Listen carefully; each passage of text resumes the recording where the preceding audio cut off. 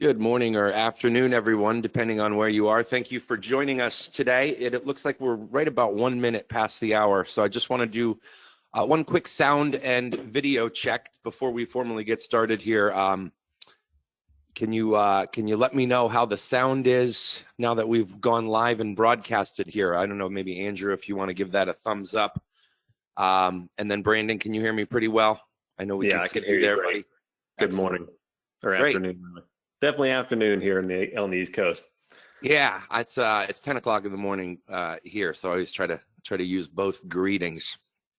Looks like we're right about capped out on attendance here, so I'll go ahead and formally get started here. Thank you all for joining us today for this session. We appreciate your time. For those of you that are meeting us for the first time here, I am Jason DiLorenzo, the founder of Doctors Without Quarters and more recently Benelevate, and with me is my long-lasting partner, Brandon Barfield, co-founder and now leader of Doctors Without Quarters.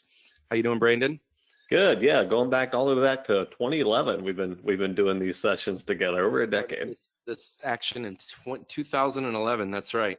Yeah. So today we want to talk to you guys about recruiting and retaining talent with federal and private student loan benefits. This is an evolving landscape now, and you've probably seen a lot of information in the media about student loans and the benefits that are available today with this most recent administration and changes that they've made that impact your ability to recruit and retain talent. So we want to talk about all those options here today and make sure we answer all of your questions as well. In terms of an agenda, we'll start by talking about some of the recruiting and retention challenges in healthcare today. Then we're going to dive right into clinician and physician debt profiles. What do they look like today? How are they evolving? And we'll even get into some of the repayment scenarios that doctors and clinicians and allied health professionals and nurses, what their student loan payments look like today, or what they will look like when payments resume again, most likely later this year. We'll definitely talk about all those legislative changes as well. We're going to spend a fair amount of time about talking about the PSLF, or Public Service Loan Forgiveness Program, and more specifically, the recent limited waiver that was announced that has really put this program in action in terms of growth. There are now over 600,000 borrowers that have gotten their loans forgiven through PSLF, and it's Brandon and I's belief that that number should probably be closer to a couple million people, understanding how broad that program is actually applicable. Excuse me, got a little cold here that I'm getting through. We're going to go through some case studies, so hopefully you'll find those helpful as we talk through some of the numbers for individual borrowers. We're going to talk about some of the other repayment programs that are out there, go through a legislative update, talk about diversity, equity, and inclusion, present to you the different landscape of benefits that are out there today in terms of student loan benefits, what recent legislation has prompted in terms of commencing new benefit options out there that you may not have even heard of: for-profit, almost half nonprofit, up to 30% both.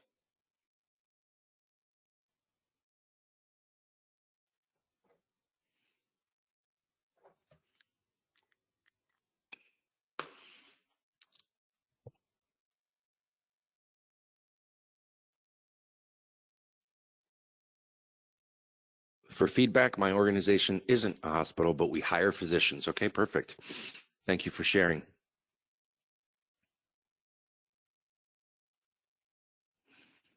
Okay, looks like we got about 75% in. So we've jotted down the responses here, and we'll definitely speak to all of those who are attending in terms of for-profit, nonprofit, offering benefits now, not offering benefits, or thinking about doing so, and we appreciate your answers there. How do I close the poll? There we go. Looks like you're back to the slides.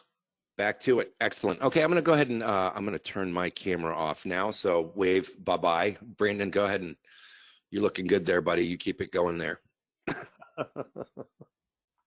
I want to first start out by talking about recruiting and retention challenges in the marketplace today. We understand that recruiting and retention are a challenge in today's marketplace. A few years ago, we talked about the Great Resignation, and then maybe that has changed a little bit in certain industries like technology, where we're seeing layoffs in Silicon Valley and so on.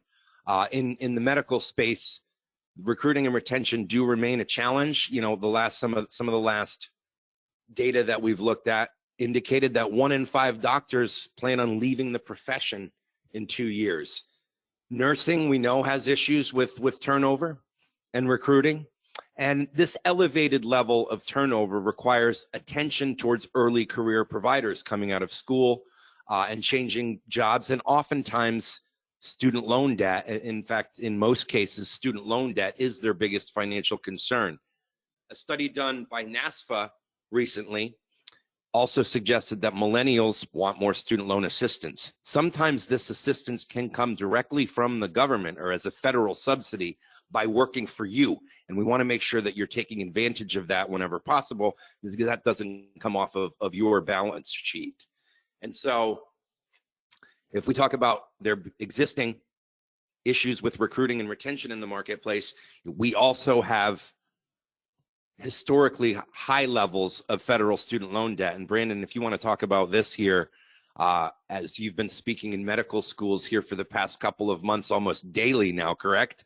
Yeah, in the month of May, this is literally the only day I'm not presenting this week at schools. I just got back yesterday, and I'm back on the road tomorrow and next week. And so I certainly don't need to tell anyone on this call that the cost of medical education is through the roof, right? You're seeing it day in and day out. Providers come in, not only do they have more debt, but they're probably asking for more loan repayment benefits. I specifically want to point out 2 things. Number one, and that is the rise of the osteopath, right? Nearly every medical school that we've seen open up in the last 5 years, the schools that are growing the fastest, the ones that have the largest classes, tend to be those DO programs. And what's interesting about those is the majority of them are private programs. They don't get the state and federal funding like most of the, your allopathic programs get. And on average, we're seeing roughly 40, even 50% higher debt levels and tuition and fee levels coming out of those osteo programs than we do the allopathic. So for instance, when I'm speaking at University of North Carolina, I'm showing $200,000 case studies. When I'm speaking just down the road at Campbell, which is where I was yesterday, in fact, I'm showing $300,000 case studies. In many cases, they're carrying closer to $400,000. So certainly with a focus on primary care, with osteopath, higher debt levels, of course, you're starting to see these younger providers that are coming out of school. They are definitely focused on the student loan, benefits package and compensation package when they're looking at, their overall benefits. And so it's something to be aware of. And also your APPs. I know many of you are hiring, your nurse practitioners and your PAs and your other advanced specialists. Those programs are also jumping up, especially, again, a lot of these osteo programs, they are launching these APP and graduate help programs. And so, man, I'm seeing PAs coming out now with over 150, pushing 200,000 in debt. In fact, a lot of those programs are now even adding years. Programs that historically only were 2-year master's programs. Now they're extending those to 3- and 4-year, even doctorate level programs, which is pretty crazy. I don't pretend to speak the education behind it, but from a financial standpoint, you're finding that your APPs, student loans, are about to become as big of a deal for your APPs as they are your physicians. But luckily, a lot of the same programs we've been helping doctors with all these years, they work for your APPs as well. And so let me just show you a couple of case studies to kind of set the picture here and talk about what's going on. First of all, a younger physician who's going through their training or the fellowship program, certainly a standard 10-year, really any sort of traditional payment plan just doesn't work when you've got that residency income. I mean, you're talking 4, 5, even 8 to 1 debt to income ratios. And so luckily, income-driven or payment plans have been around for a while now. Jason and I kind of cut our teeth years and years ago educating residents on these programs, and they are basically mainstream now. Most residents are on these IDR programs, which give them payment relief and training. It gives them interest. Certain plans give them interest reductions in savings and training. And in 95% of residency training programs, all of these payments also open the door and kind of set the stage for public service loan forgiveness, where they're racking up years toward that ultimately 10-year goal. And so they're coming out of training. They've got several years under their belt. And of course, they're looking to continue that, or if not, of course, they're considering the salary and other benefits. Now, many of you, when you're recruiting those practicing physicians who are not straight out of training, it's very important to ask, hey, what have you been doing with your student loans the last few years? Have you been pursuing this, positioning for this? Have you been on an IDR plan? And it's good to know what their history is, because that's a big difference as to what their focus and where their value is going to lie as they transition into training. If they haven't positioned for those plans, it might not make sense for them to jump on a PSLF strategy that late in the game. Sometimes it's yes, sometimes it's no. It's all just kind of a numbers game when you're comparing debt to income at that point. We'll show you what we mean as we get more into the PSLF conversation. And as I mentioned earlier, those other clinicians, take a look at what if they're carrying a lot of debt. It's a little bit more of a mixed bag, where we see most doctors do borrow a substantial amount of debt. Even though the debt levels are getting higher for the APPs, they're a little less consistent. We still see a decent amount of APPs who have spousal help or parental help helping cover that tuition. And so you can't just assume that every APP is going to come out with a monster debt load. You really have to kind of dive into the case and figure out if they've got that debt. And if so, is that an important part of their overall compensation and benefits plan? And of course, nurses, right? Because so many different profiles for nurses. They can have 10 grand or 50 grand or anywhere in between. And really just have to kind of look at the numbers there to see if it makes sense for your nurses to try to position for some of these loan repayment, whether they're internal programs or the federal forgiveness and repayment plans, to see if they're a good fit for that or not. But increasingly, we're finding that more and more nurses, even four-year nurses, are trying to position for these plans as well.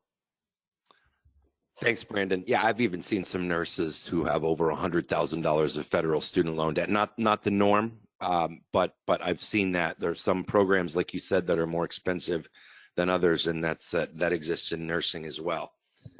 And so you mentioned public service loan forgiveness. This has obviously been a media hot button item for some time now, and we want to explain to you why. 24% of you said that you are for-profit organizations. I think it's helpful to know about public service loan forgiveness, if only because this is something that you are competing against, whether you know it or not, because those that work at nonprofits will have access to public service loan forgiveness, and in some cases it benefits them much more than in other cases. And that case is usually when they have higher levels of federal student loan debt. So we'll take a step back here and explain. This program was created by an act of Congress in 2007. So the start date was October 1st of 2007. And as its name suggests, it is a federal program that is funded by taxpayers to help encourage public service work.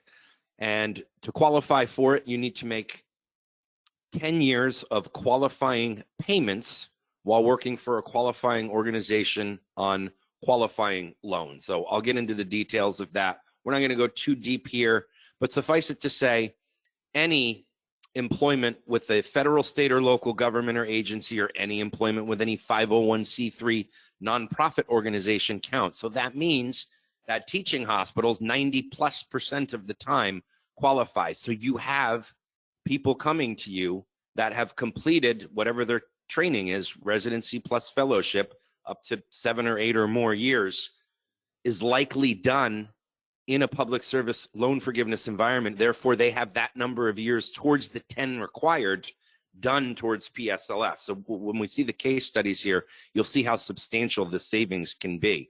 So understand that years have been already done towards this by residents and fellows almost accidentally because of the nature of employment in a teaching hospital. And then, Brandon, you mentioned DOs and the higher debt levels at many of those schools. And ACOM, the American Association of Colleges of Osteopathic Medicine, reported recently that 80% of DO students, maybe this is due to your efforts with Doctors Without Quarters there, but 80% of DO students have reported to indicate their intent to get federal loan forgiveness, i.e. public service loan forgiveness. So they call sort of residency and fellowship in medical graduates specifically the doctor's loophole, because savings is so substantial here. How PSLF works, I mentioned you got to make the right kind of payment on the right kind of loan while you work for the right kind of organization. We know that the right kind of organization is 501c3 or government. That's 35 million jobs in the United States. Loans today lent from accredited institutions are already qualifying loans. Direct loans, they're called, that government nationalized student loans in 2010. Before that, the majority of loans were what's called FEL loans. They were lent by private lenders, but they were still Stafford and Grad Plus loans. And those FEL loans can be consolidated to a direct loan. So all borrowers today can qualify for public service loan forgiveness. If they went to an accredited school, they can make their loans qualifying loans, everyone.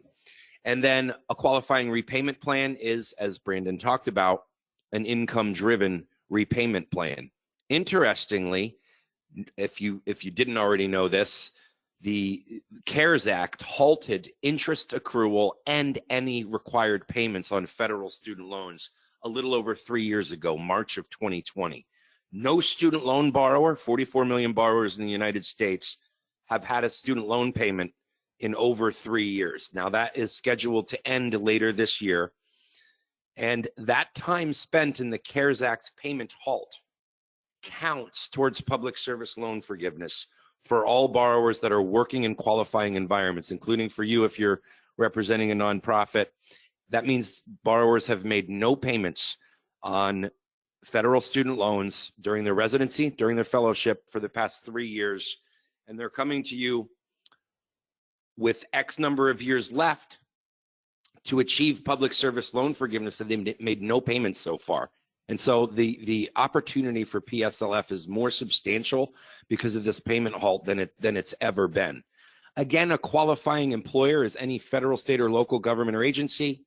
Direct employment by any 501c3 nonprofit. That may be changing later this year. We'll talk about that shortly. That employment must be full-time. That's an average of 30 hours per week for at least 8 months in a given year. And all of that time just needs to be cumulative. It does not need to be consecutive, nor does it need to be with one specific employer the whole time. So let's carry you through here now a case study of how much PSLF is actually available for someone just finishing up residency. And this profile here, Brandon, if you want to walk us through it. Yeah, sure. So I won't be long-winded with this, but I'll just show you a basic, how the math might work out for someone who is trying to pursue PSLF. And so let's say a $300,000 debt level, you got someone who completed a physician who completed 4 years of training, and we assume that training did count toward this. So they got roughly 6 years to go. And maybe they're a primary care provider, I don't know, pediatrician perhaps, with a starting salary of $200,000. And so let me show you how the math will work on this. So this is actually a direct screenshot. This is what when we work with clients one-on-one, this is what we're showing them and running for them. But if focus there, that little border in the screen that Jason just highlighted, your income-driven payments, as you can see, as a practicing physician making $200,000 in debt, first of all, those first 2 years, they base this stuff on your previous year's tax return, which usually works in the borrower provider's favor, right? So that first year, they're showing the residency. Second year, they're kind of showing that transition, that 50-50 split, because they tend to start work in the summer. But even in year 7 and beyond, you start to see there, I'm making $200,000 a year. My payment comes up to around $1,500 a month, but my standard 10-year payment, if I were on a traditional plan, would be over $3,000 a month. So what you can see there, that gap between the 10-year plan and the PSLF, essentially that's my value. The gap there is what's basically not paid at the end of 10 years, and that's where my PSLF value comes from. So if you look there at the bottom, this borrower would have only paid basically $100,000 in loan payments from start to finish. And not only did their entire principal balance get wiped out, because basically all those payments went toward principal over that interest toward that 10-year period, but even some of that interest got forgiven to the tune of another $38,000. So even at a higher income level, you can still see where the math here would probably work out pretty well. And that's why you got so many physicians that are asking about PSLF qualification these days, because the numbers are they really are overwhelming from a value perspective. And if you try to, put that where the rubber meets the road, if I'm looking at different job offers, what we kind of teach borrowers to do, and this is math we can run either for the organization or for the individual borrower, whichever we need to. But really, if I'm trying to compare apples to apples, maybe there's a salary discrepancy between a nonprofit and a for-profit job, which we often see there is, of course. What we like to do is compare, what are you actually going to make between those two jobs from a pre-tax standpoint? and looking at today's dollars, and then we're going to look at what the debt costs to pay back and kind of subtract that out. And what we often find is we can put that PSLF, we can actually put what we call internally a salary boost or an economic value on that. And that kind of lets that borrower compare apples to apples. So you can see here, this isn't finite. This is only over a 6-year period. But in this example, you can see the PSLF actually gave that borrower a greater total income or economic value for that 6-year period than a job that paid more. And it doesn't always come out this way, right? It's just a numbers game. Sometimes the extra salary does make it worth it, or the salary boost isn't that great. But you can see where this is such a neat deal for the borrower, and why, you know, doing the math here is important. And every physician or provider situation is going to be a little bit different as to whether or not they're a great candidate for PSLF or not. Yeah, it's definitely helpful to know this going into talking to a recruit, this variance or this delta when you consider salary equivalent from public service loan forgiveness, because as a for-profit, you're competing against this ultimately, and at a nonprofit, this is a boon for you.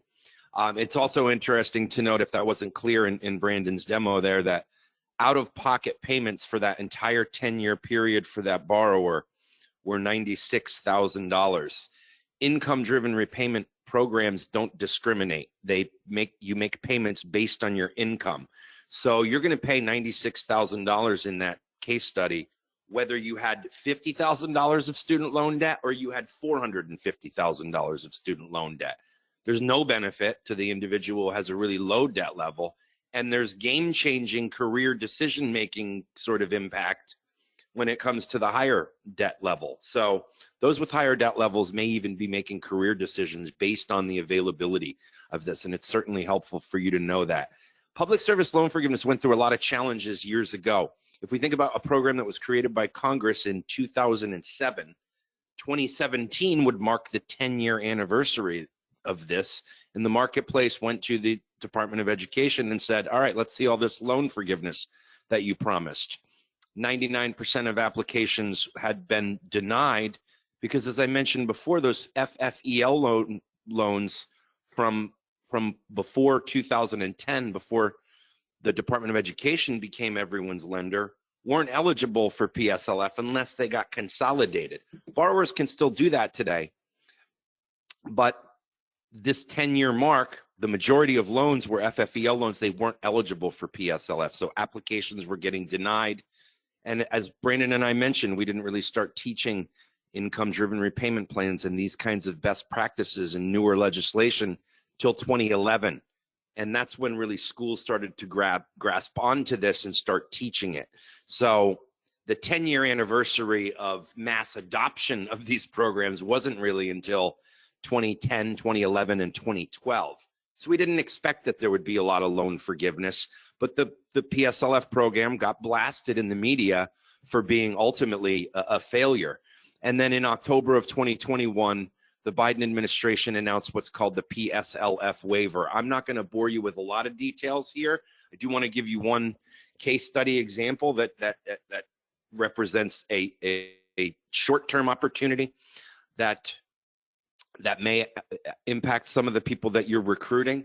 But essentially, the PSLF limited waiver said, if you had those older FFEL loans or any Perkins loans, we will now count any payments on them, or if you got stuck in a forbearance for a long period of time. That went from not qualifying for PSLF at all to fully qualifying, all the way back to 2007. The only thing that person would have to do is make those loans Department of Education loans. That's done by consolidating. So anyone that has those types of loans can now qualify for PSLF. That time will be retroactively counted as qualified all the way back to the creation of PSLF if they were working in a qualifying environment for that long. The only thing they have to do is certify that employment. And that's done more easily now through the Department of Education's PSLF help tool. The one opportunity that came up, I talked to a borrower just the other day who had $50,000 of undergrad debt and then worked in a school for 8 years and then went back and got a master's degree. or an advanced degree with higher interest rates and borrowed another $150,000. So $200,000 of outstanding federal student loan debt. The 8 years she worked in a school on the $50,000 of undergrad debt qualified time towards public service loan forgiveness.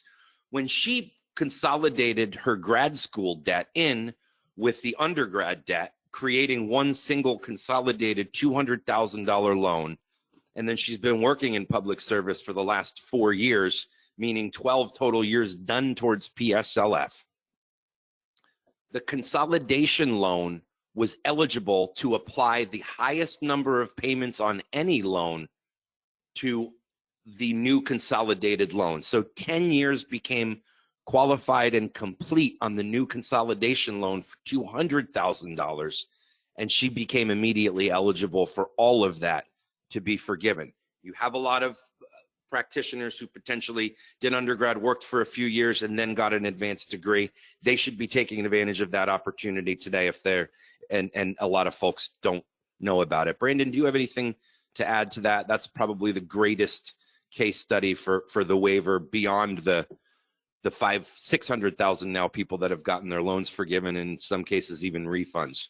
Yeah, that's the biggest opportunity we're seeing. We're certainly looking to proactively take advantage of those situations. The other one is that waiver also applies to the 20 and 25-year forgiveness, even for those who aren't working in a nonprofit. You've got people out there that have been, kind of slow paying down their loans on 25-year payment plans. And I've always been told, you don't qualify for forgiveness. And under these waivers, they're told, you know what? Now that time counts. Congratulations. You've been in repayment past the 20-year mark.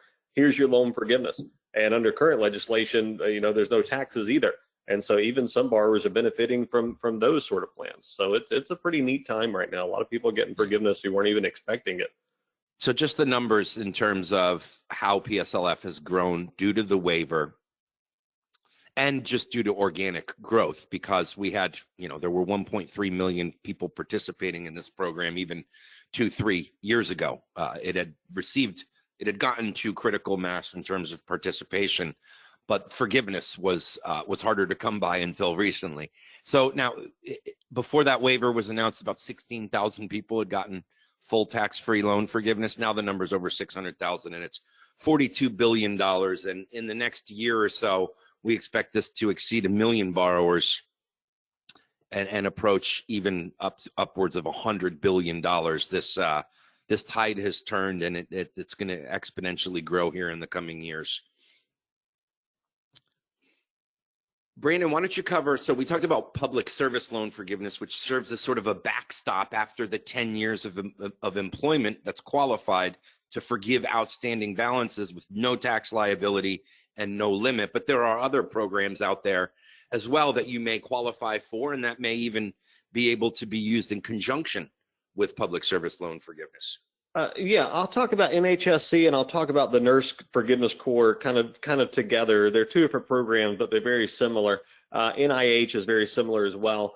But those of you who are at sites that are what's called underserved area sites, either you're serving a low-income population, a minority population, a rural area where residents have to drive 70 miles, right, to get to the nearest provider. If you haven't looked into this yet, you might want to take a look at the National Health Service Corps program, because what they offer is for those that have those lower served populations. They'll come in and they'll certify your site. It lasts for 3 years. They'll give you a score 1 to 25, with 25 being the highest need in the area. And then what they do is any of your, in this case, your physicians who are in these specialties, are again similar to Nurse Corps, they will come in and they will let them apply for up to $50,000 in exchange for a 2-year commitment working at your site. And the beauty of this is that there's no limit. You can reapply for this every 2 years. In fact, many providers do if they stick around there. And this can be just as beneficial as PSLF, but it is a finite pot of money, which is unlike PSLF. And so there's a limited application window every year. They take the applicants in, they kind of stack the scores up from highest to lowest, and they start giving out the money basically until it runs out. From what I've heard, the money tends to run out, in the upper teens or somewhere in that area. But this is obviously a great recruitment and retention tool. And so there's actually a pretty hefty penalty if they don't complete that 2-year contract. And so it's a very, very strong retention tool there. And again, that also applies to both undergrad and graduate level. Your nurse practitioners, if you're recruiting them, it's a little bit different for the nurse practitioners, but the same general program there. So if that applies to you, I would definitely recommend looking a little bit more into that. And you can combine that with PSLF. A lot of borrowers will kind of position for both and kind of see which one wins out. They are not mutually exclusive. So we talked about in terms of recent legislative developments and things you've probably seen in the media lately, the CARES Act payment and interest halt. The end of this, which we expect later this year, is actually tied to the Supreme Court's ruling on broad loan cancellation. And Brandon, you've been doing some great updates on this in your social media for Doctors Without Quarters, which I would encourage anyone to follow if you want to stay abreast of this, either for your own personal edification or for your recruits. But what's going on with broad loan cancellation? Yeah, so it's just a waiting game at this point. Certainly from, this is good for borrowers, but of course, a lot of taxpayers had a problem with this, right? We won't get into the politics of it today, but there were some federal courts brought against it in federal court. They got injunctions put in place. 2 federal appeals courts upheld the injunctions. And of course, the Supreme Court took up the case on February 28th. Now, don't waste your time reading a bunch of articles on this. Every reporter that covers student loans, they're recycling the same basic article every 2 weeks. No one knows how this is going to go. Honestly, it's probably the only student loan thing I haven't had an opinion on, honestly, in the last decade. I honestly think this could go either way. The court was really asking tough questions of both sides. Both sides, I felt, brought pretty strong cases.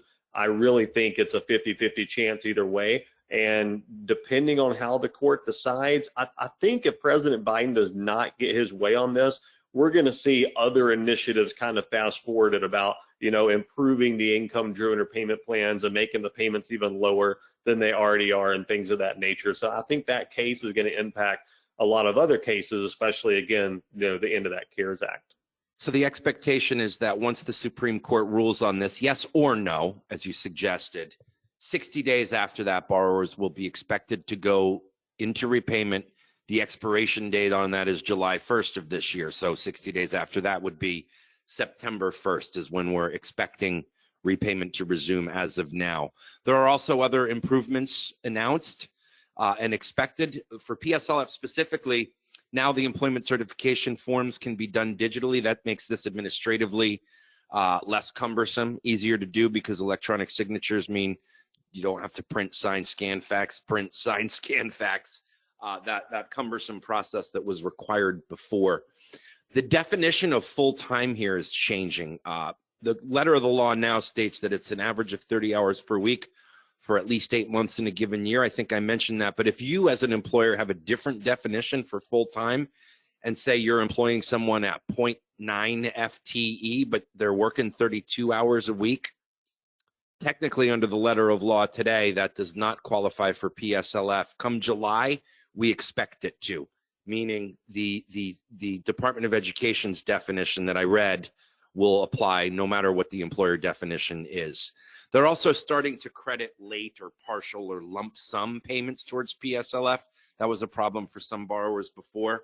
And the definition of qualified employment, this is a big one, especially for employers in California and Texas, and for some of you for-profit employers now, the 24% of you that indicated that.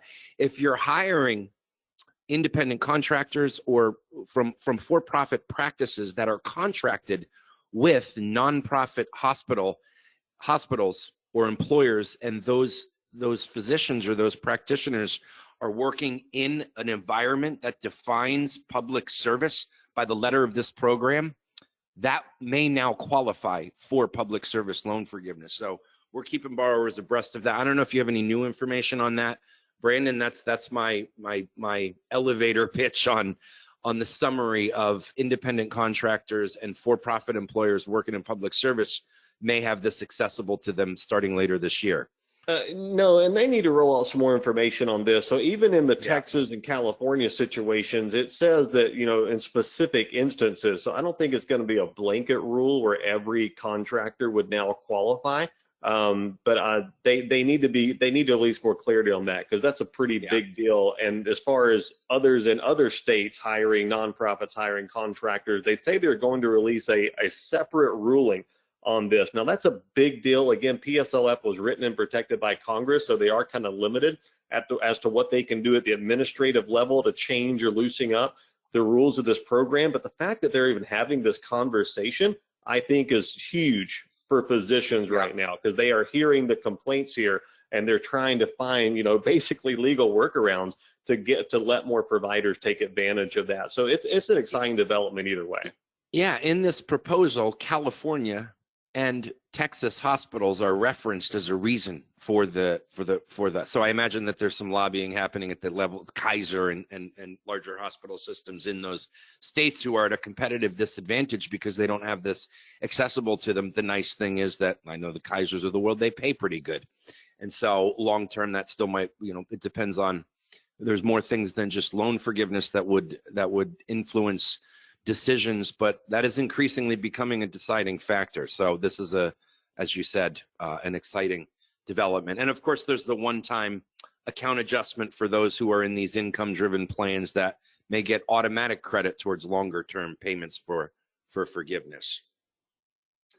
I always like to talk about, especially in this current environment that we're in, the sort of inherent feature within public service loan forgiveness that represents a diversity, equity, and inclusion concept. And that is within PSLF is this feature where your payments are based on your income, regardless of how much debt you have. We know that minority borrowers tend to have a higher share of borrowers have student loan debt, and their median student loan debt is higher. With public service loan forgiveness, here's two examples of an employee has $150,000 of student loan debt, and you're paying them $180,000. They're going to pay through an income-driven repayment plan, in this case study, about $90,000 to get rid of their debt. And no, the loan forgiveness is not taxable and it's not limited. It's unlimited loan forgiveness.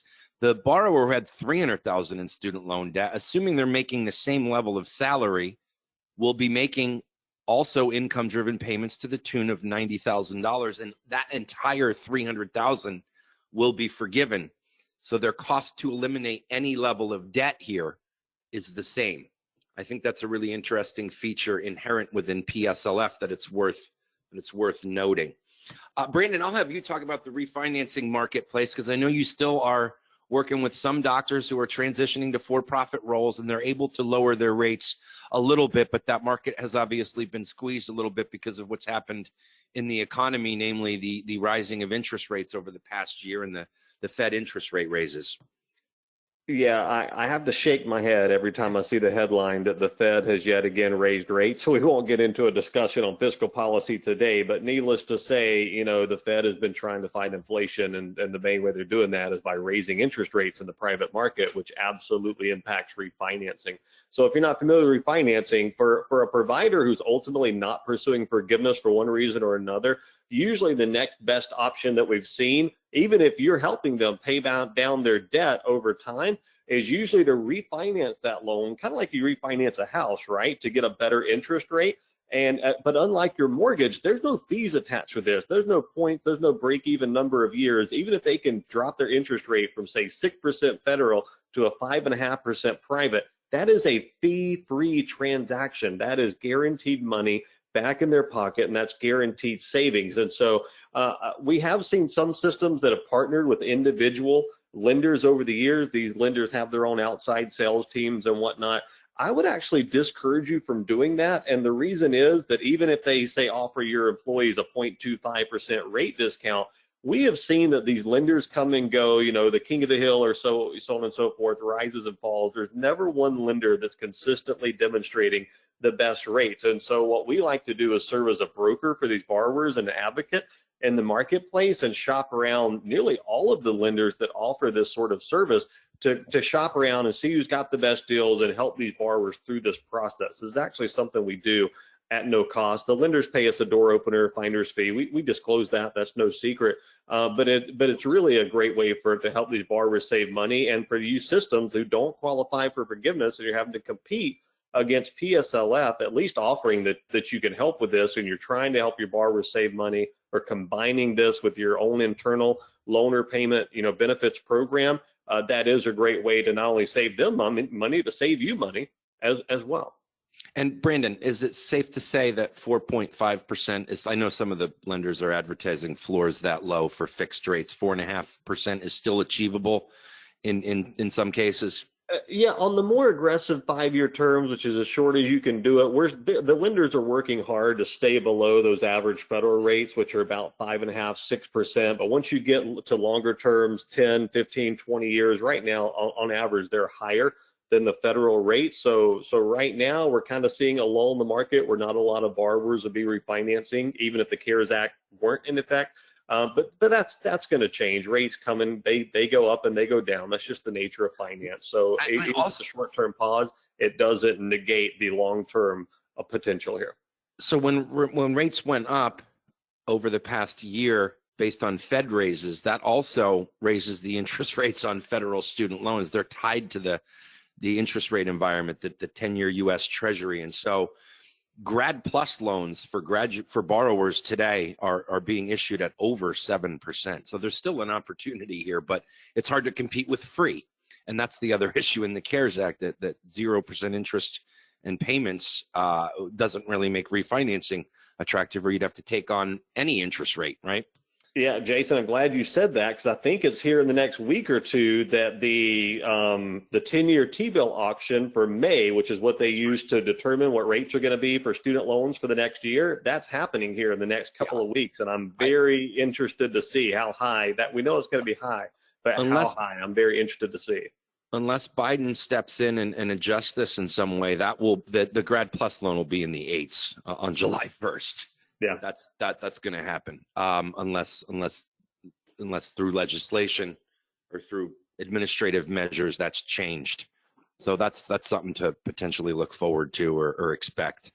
Evolving employer benefits. You guys gave us some great information here. Some of you are doing lump sum repayment for your doctors. Some of you are doing that, and you also qualify for public service loan forgiveness. So one of the advisory concepts that we like to make sure is being utilized and strategically employed is that if you're paying someone $20,000 a year for 5 years, because annual repayment, I think, sounds like annual and monthly sounded like a more common benefit for those of you that were providing benefits. In fact, I saw more monthly contributions than I've seen in the past. I know that the contribution platform monthly has been growing in recent years. If you're paying $20,000 a year, say for 5 years, to a recruit or to an employee, and they also qualify for the public service loan forgiveness program, I'll show you a case study. They should really be using that money to make their income-driven payments over the course of that year and have as little overlap as possible. Ideally, they're not really coming out of pocket at all for those 5 years because your contribution or your repayment is paying their income-driven payments. That's a needle mover when it comes to recruiting. We can help sort that out for individuals. These payments are normally taxable, so they get the money, but then they're taxed on it at the end of that year. So that's something to also pay attention to. A contribution platform, as I said, doing that monthly is the most common. I won't get into the nerdy or the nitty-gritty details of IRC, Internal Revenue Code, but suffice it to say, some of you are able to offer monthly payment, and $5,250 of that every year can be tax-free. In other words, the employee is not taxed on that as income. That's only applicable if they meet a certain test where you're not discriminating in favor of highly compensated employees. Now, some of you that are giving your doctors only a student loan benefit, that is discriminating in favor of highly compensated employees. So likely that's going to be taxable. And as Brandon mentioned, when you're offering benefit, if PSLF isn't appropriate or you're a for-profit, Refinancing is also available to get the rate down and also make the student loan payments. Also, beginning next year, the Secure 2.0 Act that's coming, and it affects in a number of different ways, but one of the ones related to student loans that it's beneficial is that employers can start now funding retirement plans, 401ks, 401(b)(3)s, based on a borrower making student loan payments and not a 401k contribution up to a certain amount. So in other words, if a borrower is making $300 a month student loan payments, and we do expect student loan payment again to resume later this year, the employer can take $300 a month and be the only contributor into that retirement plan. So Secure 2.0, we expect to take effect next year. And a lot of employers, if you don't already know that, are going to be engaging that, and would certainly be something to look into as a benefit if you haven't already. Also, a very newer concept is the Loan Repayment Assistance Program, or for future reference, I'll call it LRAP. These can offer no tax liability and unlimited loan repayment to your staff, and these are built in a more bespoke manner. I'll take just a couple minutes to talk about the concept of the LRAP. Here, there are a few companies now using this strategy where they're making payments that are not taxable to the borrower, and they're unlimited. So this would certainly be a needle mover if you're able to take advantage of it. The LRAP concept has been used by law schools now for almost 40 years. They were funded by university endowments for attorneys who worked in public service law for some predetermined time, usually 5 years up to 10 years. There is an Internal Revenue Code that excludes student loan repayment or cancellation from taxable income for public service work. And so programs like Public Service Loan Forgiveness, National Health Service Corps, teacher loan forgiveness, they qualify for this favorable tax treatment that we're talking about based on the Section 108F of the Internal Revenue Code. That's why that loan forgiveness is not taxable. You can create this within your own environment in a public service setting. So by crafting a loan repayment assistance program, if it's not taxable, the tax adjusted impact of this incentive can increase by 35% or more. How this works in an environment where you have $10,000 of forgiveness benefit per employee, at larger scale, if you're talking about funding $7.5 million here, can save an additional $2.3 million in after tax, which could actually be used to fund the benefit and literally deliver savings to the balance sheet if you were to redeploy it as not taxable. So if you're interested in discussing this concept further with your team and your decision makers there, I'm accessible to do so. I'll share my contact information at the end. Suffice it to say, we have a case study here. One size never fits all, right? And that's the strategic part of this, to make sure that different benefits are being applied accordingly, so that to eliminate overlap or to eliminate out-of-pocket payments when you're recruiting someone. It's not, one size isn't going to fit all. As an example, I said it before, a system that's paying $20,000 a year for 5 years of loan repayment, that's a $100,000 benefit. They will either make these payments directly to the loan servicer, or they require the borrower to document that they made a student loan payment with that money. So the strategy for, say, Anna, who has $100,000 of federal student loan debt, did not do a residency in a nonprofit environment and is getting a $100,000 benefit over the next 5 years. She's not going to pursue public service loan forgiveness. Maybe she refinances that loan, uses the $20,000 a year to pay down the debt, and comes as little out of pocket as possible there. We're not going to pursue PSLF for the next 10 years there. There's not enough savings. Now, Steve came to your hospital with $300,000 in student loan debt. If you're a nonprofit, he will continue to use an income-driven repayment plan. As Brandon showed you, those payments are as little as $300 or $400 a month in that first year of transition to practice. 3 to 6 years in, they're paying roughly around $2,000 per month. Your loan repayment for that 5 years will make those payments.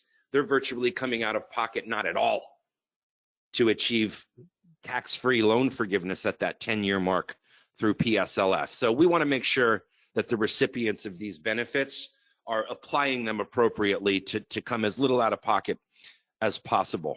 Hey, Jason. Yeah. You didn't know this, but that, if you'll back up that previous slide, Yep.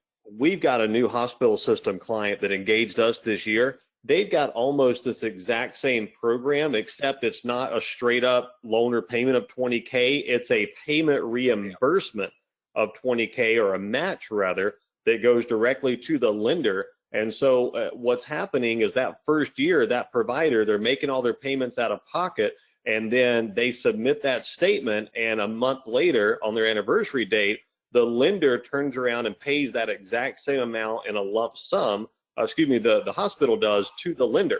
Now, what happens is we come in and we set that up and we time it to let that lump sum payment count as a pay ahead for all of that person's income driven payments for the following year, because they're also pursuing PSLF. The conundrum there is when that borrower goes to claim their match the next year, they've got almost nothing to match, because basically the hospital made all their payments that year. And of course, the hospital is not going to double down their payment. And so what's happening is the loaner payment match benefit, while it's a great benefit, is also kind of getting in the way of itself because of the PSLF pursuit. And what we did is we had to come in and kind of create a cheat sheet for different levels, debt levels and income levels for them, because also they said, you know what, if we need to, we could give this person maybe a sign-on bonus instead of the loaner payment match program. So sometimes your LRP and PSLF can kind of get in the way, but if you can dive in to look at maximizing both, ultimately it can save both the borrower and your system a decent amount of money for not having to necessarily max out your benefits package if you qualify for more than one thing. So it can get a little bit complex. That's an awesome example. Thanks for sharing, Brandon. So in terms of resources here, and I'm available to stick around and answer questions. Brandon, I assume you have a few minutes as well. We're 4 minutes to the hour here, so we want to make sure we're conscious of everyone's time. In terms of resources available, I get asked this all the time. As we started Doctors Without Quarters together, I moved on to start Benelevate. Doctors Without Quarters is an advisory, one-on-one detailed consultations. We also obviously do this kind of education. Benelevate is at our core, we're a SaaS company. We're a software company that works with employers and recruiters. And really, we deliver PSLF assessments and aggregate all that data for employers at scale, including PSLF reporting and forms management and all of that. So we're more of a software company. And we both offer benefits to Practice Match members and clients. So, Brandon, if you want to cover the Doctors Without Quarters stuff there. Yeah, pretty simple. If you want to make sure that your employees and your system are just maximizing everything available out there, a lot of times, even if you don't have a big budget to throw towards someone's student loan debt, just providing them with a resource, someone who can sit down with them and talk to them about their option, just showing that you get it and you care. A lot of times that's enough to let that recruit come in and feel comfortable that, yes, I'm going to have some sort of loaner payment benefit, whether it's $100,000 or pursuit of PSLF or just help with refinancing and someone answer my questions. And so that's essentially what we do. So we can engage on the one-on-one employee level, or we can engage at the hospital system level for all employees, or anything in between.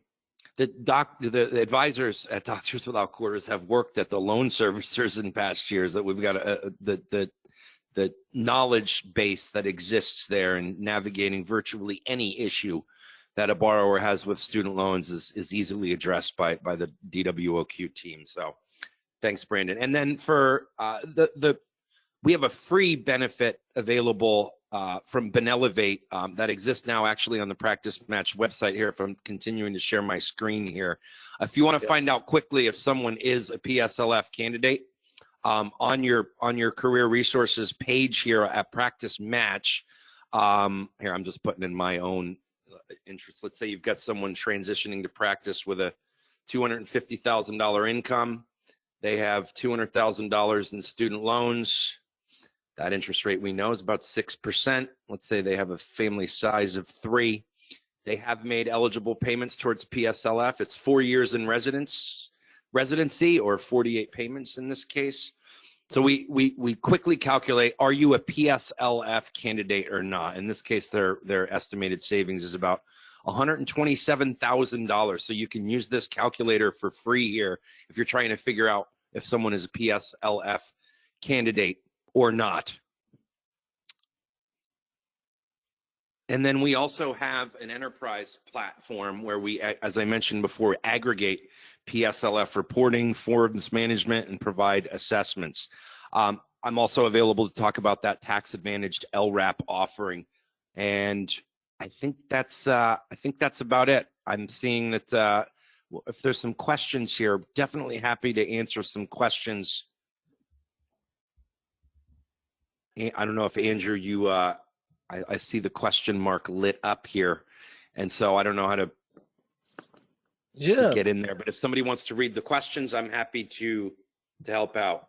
It looks like we have one question. I don't know if it got answered or not, but the question is, although my organization is a for-profit company, our physicians do end up taking roles in organizations that qualify as a 501c3 org. But since they are our employees, we haven't been able to get them to qualify. Are you familiar with any workarounds for this? Brandon, you got that one? Not exactly, actually. I was kind of confused by it, to be honest with you. Are you, is the system a nonprofit or not? At the moment, I think it is for profit. Okay. I got it. I thought I heard something about a nonprofit in there. Yeah, since they are our employees, we haven't been able to get them to qualify because they're a for-profit, even though they end up taking roles in organizations that qualify as 501c3. So I think that's some of the legislation that we expect to be the updates to PSLF that we expect as soon as July of this year. And that is, if you're working in a public service environment, even if you're paid by a for-profit organization, that contract may represent public service work. So we can dig a little deeper into that for you if you'd like, but my initial inclination is that by the letter of the law today, that would not qualify. Yeah, that sounds like the emergency medicine, radiology, anesthesia conundrum, right? The majority of systems like to outsource those three departments. Even if they're nonprofits, they outsource those to third-party groups. So the employees of those groups, often in those specialties, no, as of today, they do not qualify for PSLF. Is that going to change? Maybe. That's the discussion they're having right now. They understand that conundrum, and they're looking to see if there's enough flexibility in the PSLF language to see if they can change that at the DOE level, or whether or not it's going to require an act of Congress to do that. Those are the discussions that are happening right now.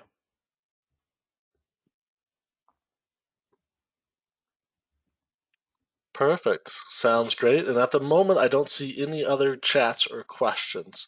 So it is the top of the hour. Definitely this webinar is recorded, will be shared with everyone. And of course, contact information is going to be shared as well, so we can get all the questions answered sometime after we end the call for sure. And you've got our email addresses here, so don't be shy to reach out to us with any individual questions or about some specific thing we talked about here. We love serving as a resource in this space. You know, we think we've got unique skill sets, expertise, and understanding around this environment. So please use us as a resource in the many ways that we've shared here today. And have a great afternoon. Thanks, everyone. Absolutely. Thank you as well for hosting this wonderful webinar. Thanks, Andrew. Appreciate all your help getting it set up. And sorry, I struggled with the poll, but now I know. No worries. Alrighty. Well, take care, everyone. Have a nice rest of your day. Bye-bye.